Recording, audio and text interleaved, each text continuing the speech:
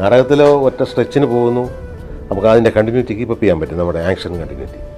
സിനിമയിലാകുമ്പോൾ ഇത് മുറിക്കുമ്പോൾ എങ്ങനെ അഭിനയിക്കുമെന്ന് പലരും ചോദിക്കും. എന്നോട് കൽപ്പന തന്നെ ചോദിച്ചിട്ടുണ്ട്. കുടുംബവിശേഷം എന്ന് പറയുന്ന ചിത്രത്തിൽ എൻ്റെ ഭാര്യയായിട്ട് അഭിനയിക്കുന്ന കവിയൂർ പൊന്നമ്മ അവർ മരിച്ചു കിടക്കുന്നു. അൺഎക്സ്പെക്റ്റഡാണ്. ഞാൻ അവർ ജീവനോടെ ഇരിക്കുന്ന വെച്ച് വന്നപ്പോൾ അവർ മരിച്ചു കിടക്കുന്നു. പെട്ടെന്ന് എനിക്ക് കരയാനല്ല തോന്നി, ചിരിയാണ് തോന്നി. ഇതെന്തെങ്കിലും ഇവളിങ്ങനെ കിടക്കുന്ന ഇങ്ങനെ തോന്നി. അങ്ങനെയെല്ലാം ചെയ്തിട്ട് അവിടെ ഇരിക്കുന്നവരെല്ലാം കരയുന്നുണ്ട്. എൻ്റെ മുഖത്ത് കരച്ചിലുമല്ല, ചിരിയല്ല, വേറെന്തോ ഭ്രാന്തമായ ഒരു എക്സ്പ്രഷനൊക്കെ അന്നേരം വന്നത്. എങ്ങനെ വന്ന് എനിക്കറിഞ്ഞുകൂടാ. ഈ യേശുദാസ് പറഞ്ഞ പോലെ ആരോ കയറി എന്തോ ചെയ്തതാണ്.